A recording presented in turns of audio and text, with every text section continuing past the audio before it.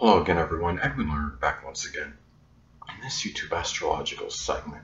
Well, I'm going to be doing a part 2 of astrology and communication difficulties and problems, and I meant to get everything in part 1, but I inadvertently omitted some things. In part 2, I'm going to talk about those things that I didn't include in part 1. Now, there's something I wanted to say as far as like a specific communication issue. A good example can be like an actual impairment with one's speech is what I'm saying. Like if you have afflicted like Taurus Mercury, could be about have a stuttering affliction. And you probably wonder, well, what does Taurus have to do with this? I mean, Pisces is more, that's the detriment and fall as far as Mercury goes. Pisces might be more, have more proclivity speech impairments. I would say Pisces, of all the zodiac signs, do. Many Pisces have speech impediments, whether it be a lisp or just various ones, I believe.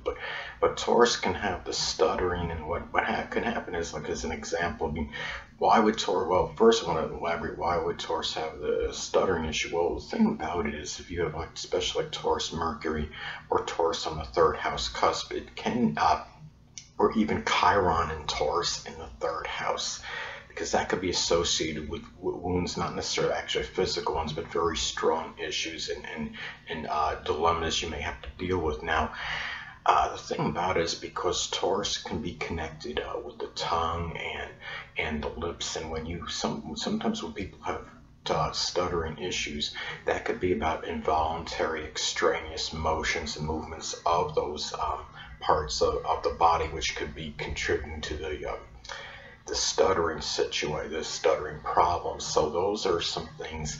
That was one of the main things I want to get. The other thing I want to get at, as far as like a transit that could indicate, some transits that can be indicative of some communication issues. I mean, if you have, like, say, transit Neptune making an adverse aspect to your natal Mercury, it could be where you're thinking it might be really impaired or clouded or a little fuzzy at that time. Things might be somewhat nebulous. You might feel more like fantasizing and daydreaming as opposed to actually writing. It could be connected with some mental confusion, and things might be more confounding.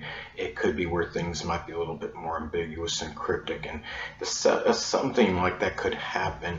Say if transit Mercury makes an adverse aspect to your natal Mercury, where things can be misconstrued or ambiguous or interpreted differently, and it's really could be about strong miscommunications. It's like, let's say you have your Mercury in Cancer and transit Mercury in Capricorn is making an opposition aspect to it.